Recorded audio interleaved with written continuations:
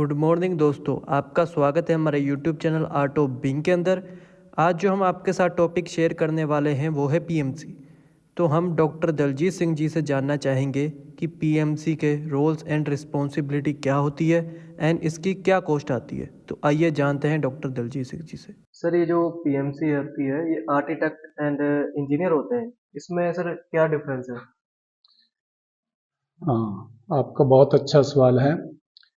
Basically जो एक PMC services हैं, वो पीएमसी एक किसी भी प्रोजेक्ट को अगर पूरा करना है तो उसकी डिफरेंट स्टेजेस होती हैं और उन स्टेजेस पे अलग अलग पे कहीं आर्किटेक्ट का रोल होता है, कहीं डिजाइनर का रोल होता है, कहीं कॉन्ट्रैक्टर का रोल होता है, कहीं और डिफरेंट टाइप के स्टेक होल्डर्स का रोल होता है। तो पीएमसी का जो मेन का काम है वो इन सभी को इंटेग्रेट करके और प्रोजेक्ट को सक्सेसफुली कंप्लीट करना होता है, ऑन टाइम, इन बजट और अच्छी क्वालिटी का। तो जी मेन जो पीएमसी है, पीएमसी अलग अलग जो स्टेक होल्डर्स होते हैं, स्टेक होल्डर्स एक प्रोजेक्ट में प्रोजेक्ट का एक ओनर होता है जो जिसको हम क्लाइंट बोलते हैं, architect, designer, construction manager, contractor, subcontractor, engineers, suppliers, government agencies होती हैं, नेबरिंग प्रॉपर्टी ऑनर्स होते हैं, एंड यूजर्स होते हैं जिसके लिए हम प्रोजेक्ट बना रहे होते हैं, फाइनेंसर्स होते हैं, इंश्योरेंस प्रोवाइडर्स होते हैं, और लोकल कम्युनिटीज होती हैं। इन सभी के अपने अपने स्टेक्स एक प्रोजेक्ट में लगे होते हैं। जब कोई प्रोजेक्ट बनता है तो जो आर्किटेक्ट का जो एक स्कोप है वो एक लिमिटेड स्कोप होता है। उसने आर्किटेक्चरल प्लान डिजाइन करके देने होते हैं, थोड़े मॉडल डिजाइन करते हैं, थोड़े वॉक थ्रू वगैरह। तो वो उस प्रोजेक्ट में जो चीजें होनी होती हैं वो उस तक उसका दायरा सीमित होता है। और जो इंजीनियर होता है वो दो टाइप के इंजीनियर होते हैं, एक सुपरविजन इंजीनियर होते हैं, कंस्ट्रक्शन डिजाइन इंजीनियर्स होते हैं। तो जो डिजाइन इंजीनियर्स होते हैं वो उसके जो आर्किटेक्ट का जो डिजाइन है उसको स्ट्रक्चरली डिजाइन करते हैं कि ये सेफ कैसे रहेगा, उसमें आपको क्या क्या चीजें चाहिए, उनका रोल वहां तक है। वो आपको देंगे इसमें स्टील इतना डलना है तो इसमें कंक्रीट इस ग्रेड का आप यूज कर लो, या इतनी क्वांटिटी यूज कर लो। उस तरीके की जो सर्विसेज प्रोवाइड करते हैं वो डिजाइनर प्रोवाइड करते हैं। पर जो पीएमसी है, पीएमसी एक जो ओनर होता है या क्लाइंट होता है उससे स्टार्ट से लेके प्रोजेक्ट शुरू होने से भी पहले उसके साथ जुड़ता है और कंप्लीट प्रोजेक्ट तक उसके साथ जुड़ा रहता है। उसके पास सारी टाइप की कैपेबिलिटीज होती हैं, उसके पास कम्युनिकेशन स्किल होती हैं, लोगों से डील करने का, लीगल पैरामीटर जो फ्रेमवर्क होता है उन सभी की उसको नॉलेज होती है, ताकि जो प्रोजेक्ट सक्सेसफुली कंप्लीट हो जाए उसमें कोई प्रॉब्लम ना आए। तो पीएमसी का जो काम है, तो जो एक सक्सेसफुल कंप्लीट करने का जो उसका काम है कि काम ठीक ठाक पूरा हो जाए, कोई उसमें बेगन जब बाधा ना पड़े। जो और जो सर एक जो स्टेजेस होते हैं प्रोजेक्ट के, कंस्ट्रक्शन प्रोजेक्ट के, वो मतलब कि स्टेज वाइज किस तरीके से होते हैं? प्रोजेक्ट की जो अलग अलग स्टेजेस होती हैं, प्रोजेक्ट एक्चुअली जब भी कोई आदमी कोई ना कोई प्रोजेक्ट लेके आता है तो उसके मेन उसका एक आइडिया होता है। जी सर। तो उसे किसी आदमी के ख्याल आया, या किसी कंपनी को, किसी ऑर्गेनाइजेशन को ख्याल आया कि इस चीज की जरूरत है, इस इलाके में, इस कम्युनिटी में एक कोई जरूरत है। अभी लगता है कि अगर ऐसा हो जाए तो लोगों का, जैसे भी गवर्नमेंट ऑफ इंडिया को लगा कि अगर रोड वर्क नेटवर्क जो इंडिया का इम्प्रूव हो जाए तो नेबरिंग कंट्री के साथ हमारी रोड कनेक्टिविटी हो जाए तो हमारा बिजनेस ग्रो कर सकता है। ठीक है जी, गवर्नमेंट ने एक आइडिया उसके मन में आया। तो अब गवर्नमेंट उस चीज के लिए क्या करती है कि एक आइडिया दे दिया, अब उसके लिए एक वो कंसल्टेंट हायर करते हैं जिसको पीएमसी कंसल्टेंट आप बोलो, ठीक है, प्रोजेक्ट मैनेजमेंट कंसल्टेंट। तो वो एक वेग सा आइडिया है कि रोड नेटवर्क होना चाहिए। अभी तक ये नहीं पता कि सड़क कहाँ से शुरू हो, कहाँ खत्म हो, कैसी हो, ठीक है, कितनी चौड़ी, कितनी लंबी, किधर स्टेज, क्या उसकी स्पेसिफिकेशन, अभी कुछ नहीं है। अभी एक आइडिया है, एक मीटिंग में डिसाइड होता है कि हम ऐसा कुछ करना चाहते हैं, तो उस पर वर्क होना शुरू हो जाता है। तो पीएमसी की सर्विस वहीं से स्टार्ट हो जाती है। इसको बोलते हैं प्री फिजिबिलिटी स्टेज। अगर मैं आपको स्टेज वाइज दिखाऊं तो स्टेज वाइज रोल जो है पीएमसी कहाँ कहाँ क्या क्या करता है। स्टेज प्रोजेक्ट इनिशिएशन है, प्री फिजिबिलिटी। फिजिबिलिटी होती है कि ये प्रोजेक्ट हो सकता है, फिजिबल है। कई प्रोजेक्ट नॉन फिजिबल होते हैं, कुछ प्रोजेक्ट कुछ कई जगह पे आप कोई काम नहीं कर सकते, ठीक है ना, कि ऐसा नहीं है कि आप हर काम हर जगह कर सकते हो। कुछ काम है आप जैसे लुधियाना रेजिडेंशियल एरिया में आप कमर्शियल एक्टिविटी नहीं कर जी सकते। सर। कमर्शियल में आप इंडस्ट्रियल नहीं कर सकते। वो अलग अलग जोन है। इसी तरीके से ये कंट्री वाइज भी एक अलग अलग टाइप के जोन है कि जहाँ जहाँ पे वो चीजें फिजिबल होती हैं। तो जैसे अब हिमाचल में कुछ इंडस्ट्रीज ऐसी हैं वो जहाँ वहाँ ज्यादा क्लाइमेटिक कंडीशन से फिजिबल है। जो कपड़े का जो व्यापार है वो ज्यादातर महाराष्ट्र में समुद्र के किनारे होता है, नमी चाहिए होती है, तो फिजिबिलिटी है। आजकल तो हम टेक्निकली हर जगह पे इन्वायरमेंट चेंज करके उसको कर लेते हैं, बट फिर वो कॉस्ट एक्स्ट्रा पड़ जाती है। तो वो अगर कॉस्ट फिजिबल नहीं है, एक चीज है मैं उसको बनाता हूँ, मेरी कॉस्ट उसकी 110 रुपए है, ठीक है, बाजार में वो 100 में मिलती है, तो वो मेरा प्रोजेक्ट फिजिबल हो सकेगा? ठीक है ना। तो वो 110 की जब तक मैं उसको 80-90 तक नहीं लेके आता कॉस्ट को, तो 10-15 रुपए उसका जो मार्जिन है, तो जब तक वो अचीव नहीं कर पाओगे तो आप वो प्रोजेक्ट को फिजिबल नहीं बना सकते। इसी तरीके से जो का कोई भी प्रोजेक्ट है वो एंड यूजर उसका है, कॉस्ट उसने पे करनी है। आप जो भी काम करते हो, आपकी इनिशियल इन्वेस्टमेंट आपकी हो सकती है, किसी कंपनी की हो सकती है, पर जो उसकी रिटर्न है, तो रिटर्न तो उसकी उस प्रोडक्ट से ही आनी है। तो वो अगर उसकी कॉस्ट ज़्यादा हो जाती है, तो इस तरीके से वो फिजिबिलिटी एक स्टडी है कि क्या ये पॉसिबल है, ये इस कॉस्ट में प्रोजेक्ट हो जाएगा। तो इस तरीके से ये एक प्री फिजिबिलिटी है, नीड सम प्लान, उसमें way out simple block diagram इस तरीके से बना के मोटा मोटा कॉस्ट उसका निकाल के उसको करते हैं। तो फिर फिजिबिलिटी स्टडी होती है।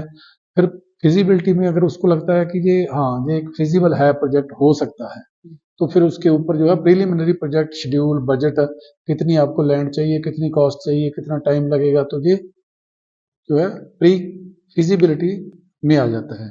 उसके बाद फिर पोटेंशियल, उसमें हर प्रोजेक्ट में रिस्क इन्वॉल्व है। जी जी। ठीक है ना। एक चीज मैं बना रहा हूँ, एक चीज आप बना रहे हो, ठीक है, जिसने पहले बना दी वो मार्केट में आ गई, उसका एज है। उसके बाद दूसरे प्रोडक्ट को एस्टेब्लिश होने में टाइम लगता है। कई बार वो एस्टेब्लिश हो भी नहीं पाता अगर वो क्लाइंट बेस थोड़ा कम है। तो जैसे कोई रेजिडेंशियल प्रोजेक्ट है, जिसका पहले कंप्लीट हो गया वो चल जाएगा, मार्केट जिसका पहले कंप्लीट हो गया चल जाएगा। तो इसलिए जो है इसमें रिस्क है, क्या क्या रिस्क है वो सारे सोचने पड़ते हैं कि गवर्नमेंट का कुछ चेंज हो रहा है, एनवायरमेंटल चेंजेस हैं, कल को कुछ और है, डीजल की कार है, गवर्नमेंट बंद करने के चक्कर में है, ठीक है ना, तो कोई नया प्लांट लगाएगा डीजल का, कारों का, तो उसमें रिस्क है ना। तो फिर उसके लिए क्या वे आउट होगा, अगर वो बंद हो गई तो आप इस प्लांट का क्या करोगे, इसको कैसे यूटिलाइज कर सकोगे, कैसे आप इसको रिवाइव करोगे। तो ऑल दैट जो चीजें हैं वो रिस्क और मिटिगेशन स्ट्रेटजी में, तो वो चल के, तो फिर उसके बाद अगर आपको लगता है कि ये सारा कुछ ठीक हो जाएगा, इस तरीके से चलेगा, तो उसके बाद फिर नेक्स्ट स्टेज शुरू होती है। उसमें क्या होता है कि प्लानिंग होती है। उसमें प्लानिंग में जो है टेंडर ड्राइंगें बनती हैं, मतलब बहुत ज़्यादा डिटेल ड्राइंगें नहीं, क्योंकि बहुत ज़्यादा डिटेल ड्राइंगों में बनाने में बहुत टाइम लग जाता है। तो जितना आप इस चीज़ पे टाइम ज़्यादा लगाओगे तो आपका प्रोजेक्ट डिले हो जाएगा। उसको आप विद इन टाइम खत्म करने के लिए तो आप इसमें एक मोटा मोटा बेसिक ड्राइंगें बनाते हो, ताकि जो आपके वेंडर्स हैं, कॉन्ट्रैक्टर्स हैं, सप्लायर हैं, उनको आइडिया हो जाए कि आपको क्या चाहिए, क्या कॉस्ट होगी, तो उस बेस पे आपको टेंडर मिल जाता है। उस उन ड्राइंगों के बेस पे आपको कवर्ड एरिया और कुछ इस तरीके से जो सिंपल पैरामीटर्स हैं, थंब रूल्स हैं, उनसे आपको कॉस्ट का भी आइडिया हो जाता है। तो कॉस्ट के फिर उसको जो कॉस्ट उसके ऊपर आनी है, तो वो आनी कहाँ से है, आपके पास रिसोर्सेज कौन से हैं, वो बैंक से लोन है कितना है, और उसमें रिटर्न कब आनी शुरू होनी है। कि मतलब ऐसा नहीं है कि मान लो कि एक प्रोजेक्ट है तो 100 करोड़ का प्रोजेक्ट है, तो 100 करोड़ हो सकता है इनिशियली प्रोजेक्ट में लगाने के लिए ना हो। तो ऐसा है कि हम इसको इसमें 20 करोड़ लगाएंगे, 30 करोड़ लगाएंगे या 50 करोड़ लगा के इसकी थोड़ी रिटर्न आनी शुरू हो जाएगी। तो फिर उसमें अगर रिटर्न आती है तो वो है, मतलब वो एक बजट प्लानिंग है कि इस तरीके से आएगा। तो वो अगर सारा आपका सिस्टम लगता है आपको कि वो ठीक है और इसका आपने चेक कर लिया ये सारी चीजें देखने के बाद फिर आपके टेंडर डॉक्यूमेंट जो है वो बन जाते हैं। तो फिर आप इसके लिए बिड कॉल करते हैं। तो जो पीएमसी का काम है वो एक फिजिबिलिटी स्टडी करना कि क्या ये काम हो सकता है तो कितनी कॉस्ट में हो सकता है, तो उसकी जो बेसिक ड्राइंगिंग उसकी प्रिपेयर करवाना, इसके लिए वो सब कॉन्ट्रैक्टर जो जो मतलब एक बेसिक के लिए आर्किटेक्ट को भी फीडबैक दे के उनसे भी लिए जा सकते हैं। पीएमसी का कई बार इन हाउस भी इतना सिस्टम होता है कि वो जो बेसिक ड्राइंग होते हैं कंसेप्चुअल प्लान्स और कंसेप्चुअल डिजाइन, तो वो कई बार पीएमसी अपने लेवल पे भी तैयार कर लेती है। तो वो सारा कुछ करने के बाद टेंडर कॉल हो गया, फिर वो कॉन्ट्रैक्टर आ गए, तो उसके बाद फिर डिजाइन और कॉन्ट्रैक्ट हो गया, कॉन्ट्रैक्ट की कंडीशंस हो गई, किस तरीके से काम होना है, किस रेट पे होना है, उसका फिर जो एक वर्क जो है तो आप जिस मतलब कॉन्ट्रैक्टर को काम दिया है तो उसके पास उसकी एग्जीक्यूशन के लिए ड्राइंगें भी चाहिए, डिटेल ड्राइंगें हर चीज के लिए, फिर माइन्यूट डिटेलिंग स्टार्ट हो जाती है। तो उसमें है, तो उसमें कॉन्ट्रैक्टर्स को समझाने के लिए बड़ा जरूरी होता है। अगर कॉन्ट्रैक्टर को कुछ चीजें ड्राइंगों में क्लियर नहीं है तो वो कॉन्ट्रैक्टर मतलब आउट ऑफ फियर, उसको डर होता है कि मेरे को घाटा ना हो जाए इसमें, तो वो रेट ज्यादा कोट करता है।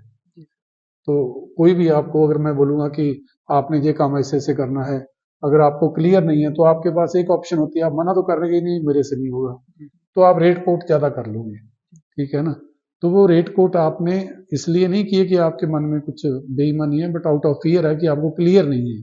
तो पीएमसी का काम है, अगर उसको लगता है कि इसका रेट ज्यादा है, इस इतने का काम नहीं है, तो वो उसको एक्सप्लेन करता है कि ये काम इस तरीके से होना है, इसमें इतनी कॉस्ट आनी है, आप किस तरीके से सोचते हैं, तो वो नेगोशिएट करके रेट सेटल करते हैं, ठीक है, और स्पेसिफिकेशन करते हैं। बाकी जो स्टेक होल्डर्स होते हैं उनसे बात करते हैं कि डिजाइन में क्या क्या लेना है, किस स्पेसिफिकेशंस लेनी है, कन्विंस कराते हैं। तो जो ऑनर होता है उसकी कोशिश होती है कि जो प्रोजेक्ट की कॉस्ट है वो कम से कम हो। जो एंड यूजर होता है वो कहता है कि नहीं यार, प्रोजेक्ट में मैक्सिमम लगाओ, मेरे को ये भी मिल जाए वो भी मिल जाए। तो एक इन बिटवीन की कॉस्ट भी ज्यादा ना बढ़े कि वो अफोर्डेबिलिटी से ही बाहर हो जाए और वो फिजिबल ही ना रहे प्रोजेक्ट। और वो सारी चीजों का तालमेल करना जो है वो पीएमसी का काम है, सभी लोगों से मिलना और वो देखना कि वो लीगली भी ठीक है। कुछ ऐसा तो नहीं है कि आप करके खड़ा हो जाए तो बाद में गवर्नमेंट आ जाए कि आप तो जहाँ बना नहीं सकते थे। तो जैसे वो पीछे दिल्ली में एक बिल्डिंग उन्होंने ब्लास्ट की कि नहीं ये आपने गलत बनाई है, जी जी तो फिर ऐसी प्रॉब्लम आ जाती है, तो कोई पड़ोसी उसके ऊपर केस कर देता है कि ये तो आप इस एरिया में ये चीज नहीं कर सकते थे। तो वो सारी चीजें जो है वो पीएमसी के दायरे में आती हैं, ठीक है। तो ये प्रोजेक्ट मैनेजमेंट जो प्लान होते हैं, जैसे ये प्रोजेक्ट का जो ऑब्जेक्टिव क्या है, किस पर्पज के लिए प्रोजेक्ट बन रहा है, प्रोजेक्ट का स्कोप क्या है, प्रोजेक्ट की जो स्कोप, प्रोजेक्ट का जो स्कोप मैनेजमेंट है, उसका जो आगे वर्क ब्रेकडाउन स्ट्रक्चर है। कोई भी काम जो होता है उसमें आगे छोटे छोटे काम होते हैं, तो वो सारा जो है उसका ब्रेक डाउन स्ट्रक्चर बोलते हैं उसको। तो बस काम तो आपने स्टेप बाय स्टेप ही करना है। तो वो सारा जब तक क्लियर नहीं होगा कि इसके बाद ये होना है, इसके बाद ये होना है, वो सारा जो है चेंज ऑफ स्कोप भी बहुत जरूरी है। काम जब आप शुरू करते हो तो उसके बाद बहुत सारी चीजें चेंज हो जाती हैं। कई बार एनवायरनमेंट कंडीशन चेंज हो जाती हैं, कई बार मटेरियल प्रोडक्ट नया आ गया, गवर्नमेंट के बाई लॉज नए आ गए, कोई बीमारी नहीं आ गई। अभी लोगों का कोरोना के बाद जो है थोड़ा चेंज हो गया रहने का स्टाइल, तो वो पुराने घर उस तरीके से हर आदमी सोचता है कि नहीं यार थोड़ा आइसोलेशन जोन भी हो, थोड़ा इस तरीके से भी हो। तो वो सारी चीजें हैं, तो वो चलते प्रोजेक्ट में कुछ चीजें चेंज करनी पड़ गई, तो चेंज ऑफ स्कोप है, ये भी सारा पीएमसी को देखना होता है कि क्योंकि जब भी चेंज ऑफ स्कोप होता है तो कॉस्ट बहुत बढ़ जाती है। हर कोई आदमी चेंज ऑफ स्कोप के चार्जेस बहुत ज्यादा लोग डिमांड करते हैं। वो कहते हैं नहीं नहीं सर, हमने तो ऐसा सोचा नहीं था, ये तो हमारी कॉस्ट बहुत है। और लीगली उसको भी जो हमारा कॉन्ट्रैक्ट सिस्टम है वो भी उसको सपोर्ट करता है। तो इसलिए वो सारा को चेंज ऑफ स्कोप बड़ी सावधानी से करना पड़ता है।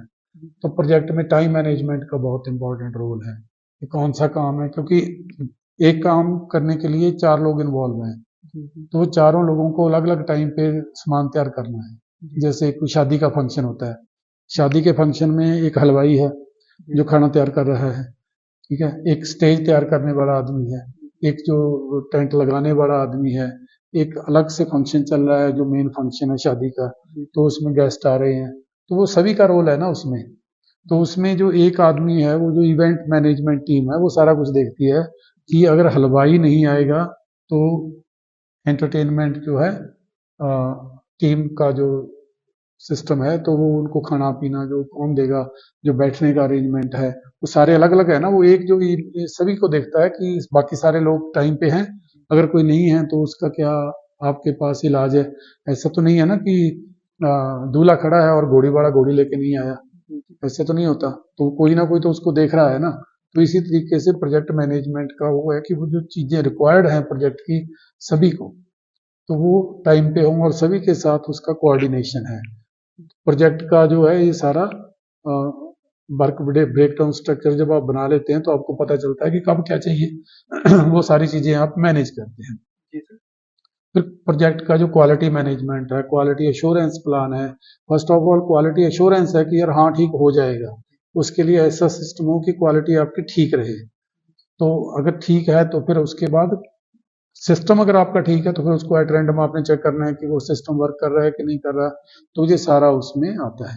फिर टीम मैनेजमेंट है, जो सारा जो स्टेक होल्डर्स हैं वो सारे ऑनलाइन हैं, कहीं ना कहीं कुछ ऐसा तो नहीं है कि किसी के मन में शंका आ रही है कि नहीं ये ठीक नहीं हो रहा, तो वो प्रोजेक्ट के लिए बड़ा खतरनाक होता है।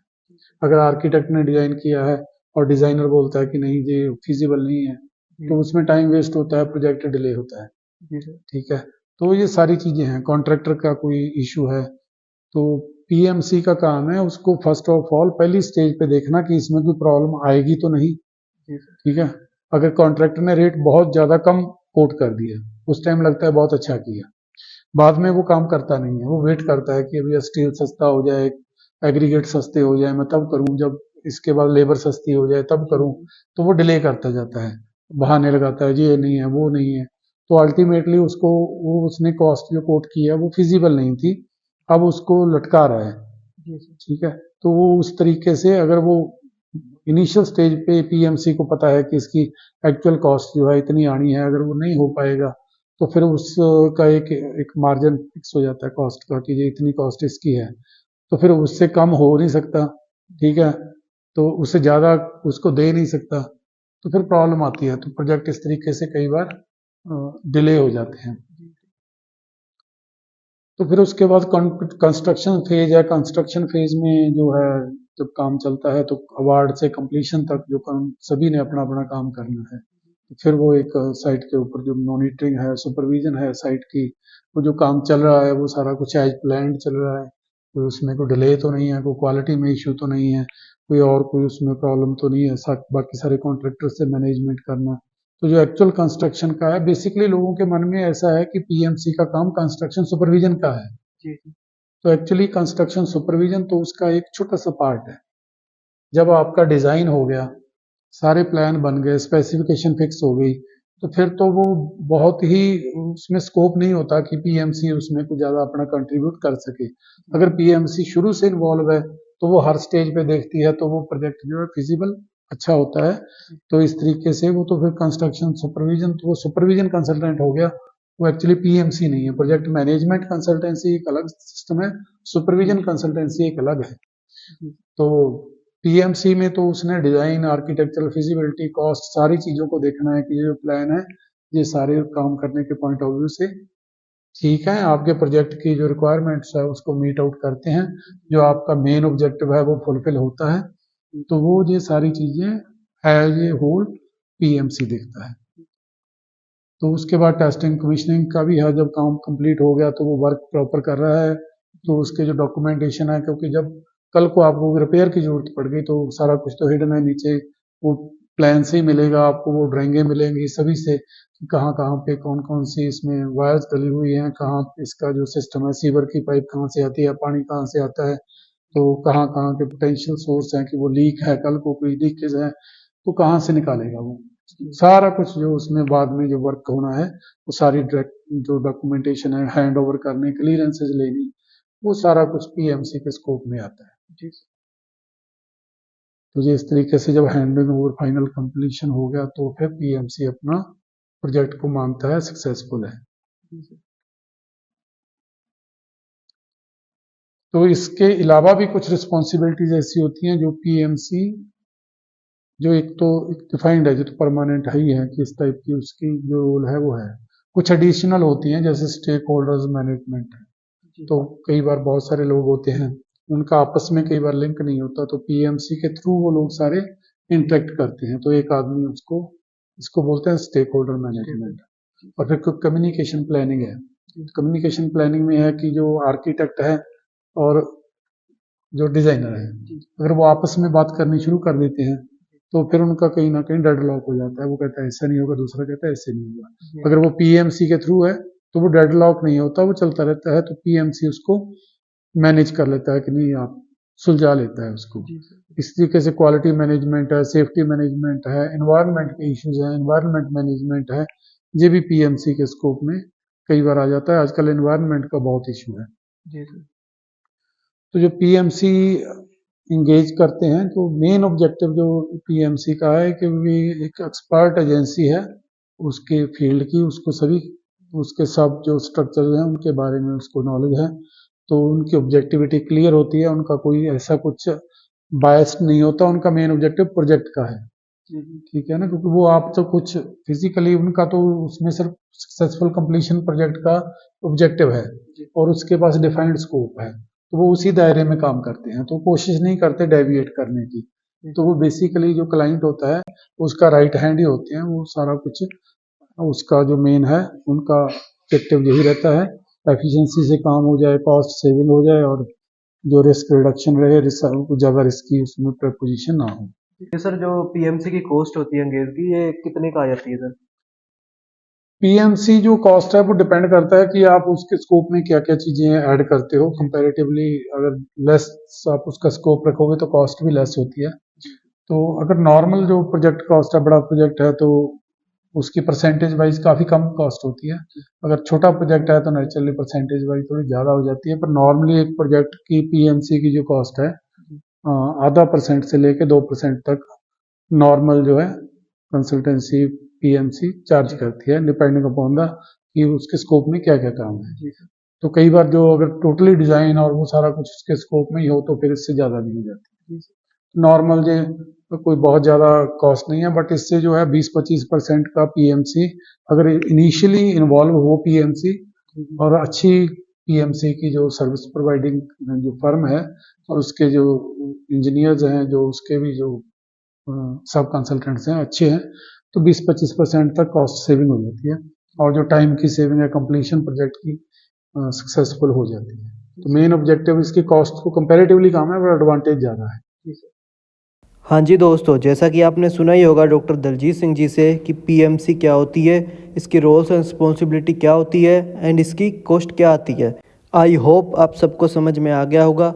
अगर आपको अभी भी कोई क्वेश्चन या आपकी कोई क्वेरी है तो आप नीचे स्क्रीन पे दिए गए नंबर पे अपने क्वेश्चन या क्वेरी सेंड कर सकते हैं एंड डायरेक्ट कॉल भी कर सकते हैं। सो ऐसी वीडियोज़ के लिए हमारे चैनल के साथ बने रहिए, आर्ट ऑफ बीइंग के साथ। Thank you.